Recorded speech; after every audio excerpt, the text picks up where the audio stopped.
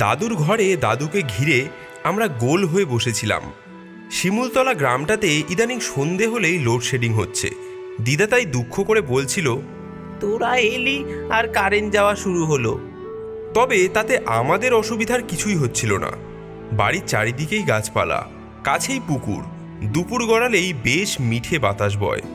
আর সন্ধে হলেই দাদুকে ঘিরে গল্পের আসর জমে ওঠে। দাদু লণ্ঠনের আলোটা একটু উস্কে দিতেই ছোটু বলে উঠল, রোজ রোজ বানানো ভূতের গল্প বলো, তুমি নিজে কখনো ভূত দেখোনি? দেখেছি তো, কিন্তু তোরা ছোট মানুষ, যদি ভয় পাস। আমি তাড়াতাড়ি বললাম, না না, আমরা ভীতু নই অত, তুমি বলো। আমাদের সমবেত আবদারে দাদু গল্প বলতে শুরু করলেন। তখন আমার বয়স অল্প, সবে কলেজ পাশ করেছি। একটা চাকরির আশায় এদিক ওদিক ঘুরছি। একদিন সকালে নিজের ঘরে জানলার ধারে টেবিলে বসে একটা আপিসের কাজের জন্য দরখাস্ত লিখছি। বাবা এসে একখানা চিঠি দিয়ে গেলেন। বললেন, গতকালের ডাকে চিঠিটা এসেছে, দেখ কোনো কাজকর্মের খোঁজ এলো কিনা।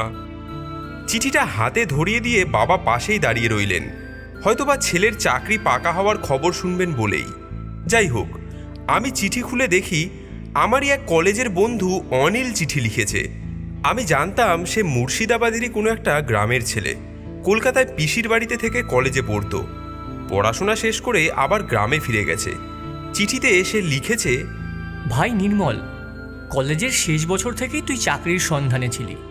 চাকরি কি পেয়েছিস? যদি না পাস, আমার চিঠি পাওয়া মাত্র আমাদের গ্রামে চলে আয়। আমাদের গ্রামের পূর্ববর্তী যে জমিদার, তাদের এখন বিশাল ব্যবসা দেশে বিদেশে। ওই বাড়ির এক বৃদ্ধ সদস্য নিজের জীবনী লিখতে চান, অথচ তার শরীরের ডান দিক পক্ষাঘাতগ্রস্ত হওয়ার ফলে বর্তমানে লিখতে পারেন না। উনি একজন সেক্রেটারি চাইছেন, যে ওর হয়ে লেখালেখি করে দেবে। তোর জন্য সুবর্ণ সুযোগ। এই পর্যন্ত সবে পড়েছি, বাবা পাশ থেকে বলে উঠলেন, তা ওর জীবনী লেখা হয়ে গেলেই তো তোর চাকরি রীতি। আমি বললাম, দাঁড়াও, শেষে আর কি লিখেছে দেখি, পড়ে দেখি। এই বলে আবার পড়তে শুরু করলাম। অনিল লিখেছে, তোর কাছে সুবর্ণ সুযোগ। এর কাছে ভালোভাবে কাজ করতে পারলে ওরা নিজেদের ব্যবসার কাজে লাগিয়ে দেবেন। শুনেছি মাস 6 পরেই পশ্চিমবঙ্গের বাইরে বোম্বেতে ওদের এক ম্যানেজার নিযুক্ত করবেন। হয়তো সেই সুযোগটা তুই পেয়ে গেলি। চিঠিটা শেষ করতেই বেশ আশার আলো দেখতে পেলাম। বাবাও এক কথায় রাজি হয়ে গেলেন। আমিও মায়ের অনুমতি নিয়ে ব্যাগ গুছিয়ে একদিন বেরিয়ে পড়লাম। আমি অচেনা অজানা কোনো জায়গায় যাওয়ার জন্য সবসময় সকাল সকালই বেরোই, কিন্তু সেদিন বেরোতে বেরোতে একটু বেলাই হয়ে গেল। ভেবে দেখলাম, এখান থেকে শিয়ালদা ঘন্টা দেড়েক, তারপর মুর্শিদাবাদ পৌঁছাতে ঘন্টা চারেক, সেখান থেকে পলাশডাঙ্গা আরও কতক্ষণ কে জানে।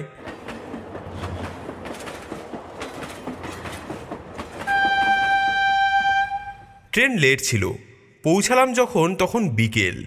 স্টেশন থেকে নেমে একটা হোটেলে দুপুরের খাবার খেয়ে নিলাম। খাওয়া শেষে হোটেলের মালিককে জিজ্ঞেস করলাম, পলাশডাঙ্গা যাওয়ার কী ব্যবস্থা আছে? লোকটা মুখ তুলে বাইরের দিকে দেখে বলল, একটু পরেই সন্ধ্যা নামবে, এখন কি আর কিছু পাবেন?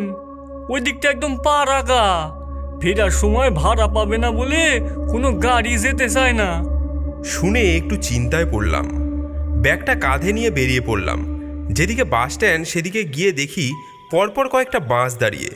সামনে একটা চায়ের দোকানে কয়েকজন বসে গুলতানি করছিল।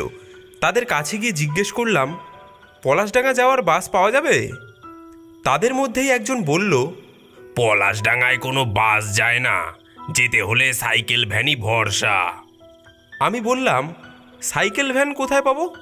ভদ্রলোক তার উত্তর না দিয়ে খেজুরে আলাপ শুরু করে দিল। তা পলাশডাঙ্গায় কাদের বাড়ি যাবেন?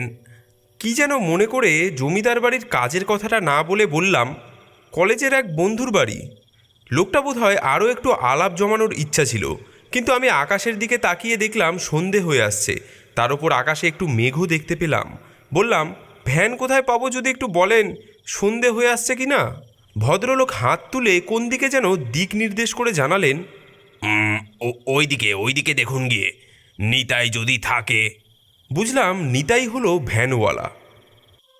তা খানিক হেঁটে গিয়ে নিতাইকে পেলাম। একটা গাছের নিচে একজন ভ্যানের ওপর মুখে গামছা মেলে শুয়ে বিশ্রাম নিচ্ছিল। তাকে জিজ্ঞেস করলাম, নিতাই ভ্যানওয়ালা কোথায় বলতে পারবেন? সে মুখের গামছা সরিয়ে বলল, হ্যাঁ, আমি নিতাই। কি চাই? পলাশডাঙ্গা যাব, কত নেবেন? আমার কথা শুনে এই লোকটা মুখের ওপর বলে দিল কিনা। যাব না। কেন কেন যাবেন না? ওদিকে রাস্তা ভালো নয়, তাই যাব না। আমি দেখলাম বেগতিক ব্যাপার। এদিকে সন্ধে হয়ে আসছে, তার উপর আকাশে মেঘ। কেউ না গেলে আমাকে হেঁটেই যেতে হবে। জিজ্ঞাসা করলাম, কতক্ষণের রাস্তা বলতে পারেন? 55 মোড় থেকে বাম দিকের রাস্তা ধরে গেলে হেঁটে ঘন্টাখানেক লাগে। ওটা শর্টকাট। চলেন 55 মোড় অব্দি পৌঁছে দিয়ে আসি, তারপর যা ভালো বোঝেন। আমি ভ্যানে চড়ে বসলাম। বড় রাস্তা পেরিয়ে অন্য রাস্তা ধরে ভ্যান নিয়ে চলল আমাকে। খানাখন্দ, পথে দু চারটে টিমটিমে লণ্ঠন জ্বলা দোকান, দুপাশে শুধু গাছপালা, ক্ষেত খামার। প্রায় 20 মিনিট চলার পর এক জায়গায় নামিয়ে দিয়ে ভ্যানওয়ালা বাম দিকে নির্দেশ করে বলল, এই যে রাস্তা, এদিক দিয়ে সোজা চলে যাবেন, কোনো দিকে তাকাবেন নে। অসত্য গাছের তলে তো এক্কেরে দাঁড়াবেন নে। আমি হাঁ করে অন্ধকার গাছপালায় ঘেরা মেঠো পথটা বোঝার চেষ্টা করছিলাম। নেতায়ের কথা শুনে অবাক হয়ে বললাম, মানে? নিতাই তড়িঘড়ি উল্টো মুখে ভ্যান ঘুরিয়ে নিয়ে বলল, আর রেত করবেন নে, সিধে চলে যান। আমি উপায় না দেখে সেই মেঠো পথ ধরেই হাঁটতে লাগলাম। ভাগ্য ভালো যে গ্রামের দিকে আসবো বলে বুদ্ধি করে একটা টর্চ নিয়ে এসেছিলাম ব্যাগে। সেইটা জ্বালাতেই একটা আলো গোল হয়ে রাস্তায় ছড়িয়ে পড়ল।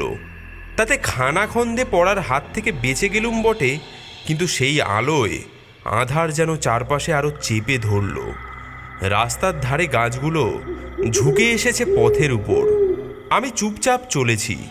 এর মধ্যেই অসত্য গাছ যে কোথায় লুকিয়ে আছে কে জানে।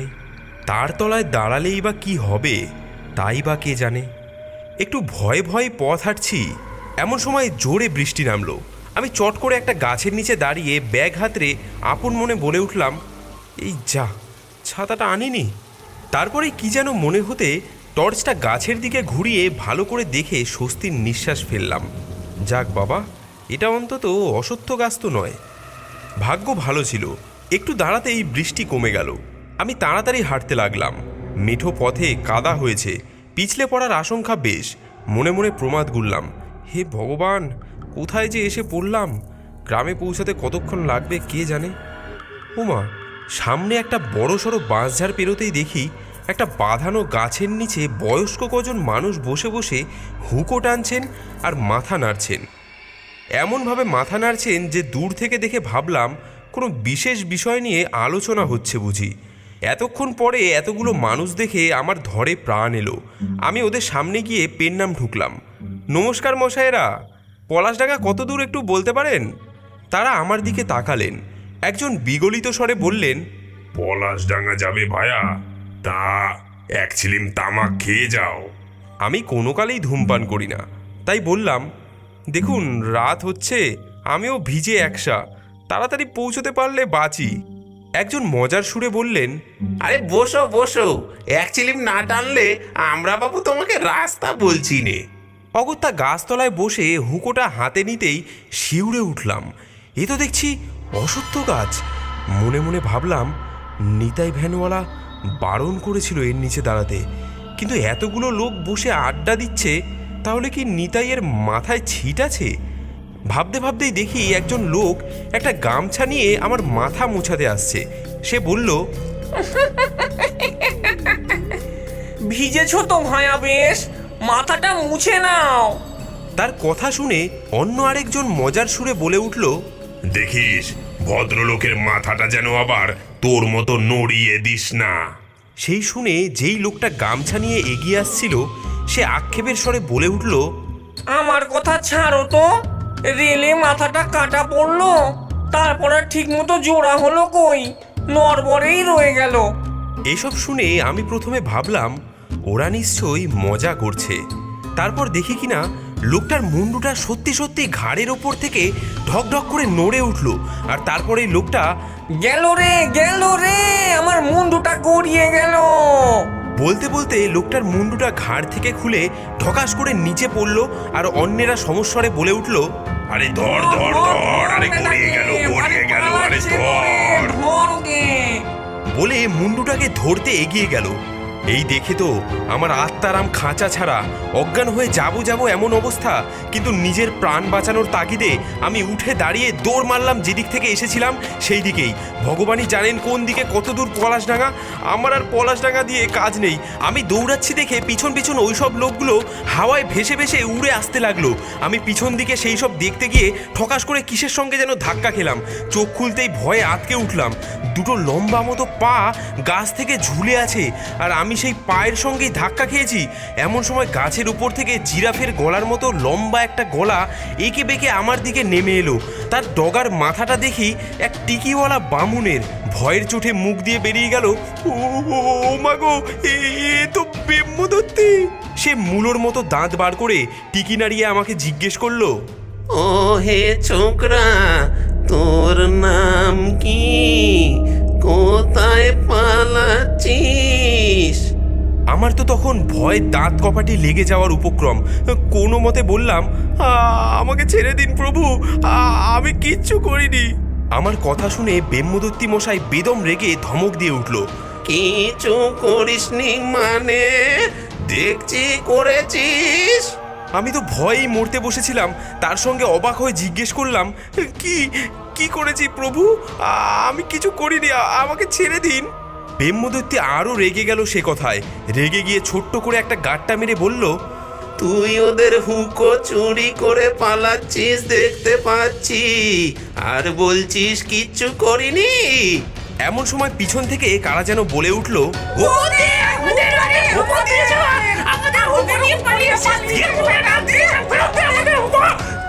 পিছন ফিরে দেখি অশ্বত্থতলার মসজিদের বুড়োগুলো সব জড়ো হয়েছে। একজনের হাতে তখনও তার মুন্ডুটা ধরা। তার হাতে ধরা মুন্ডুটা বিরক্তির সুরে বলে উঠল, বেটা হুকো নিয়ে পালাচ্ছিস?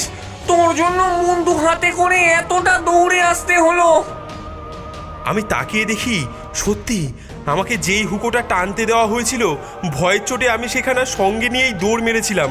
আমি ভয়ে ভয়ে হুকোখানা মাটিতে নামিয়ে রেখে বললাম, এই আপনাদের হুকো ফেরত দিলাম, এবার অন্তত আমাকে ছেড়ে দিন।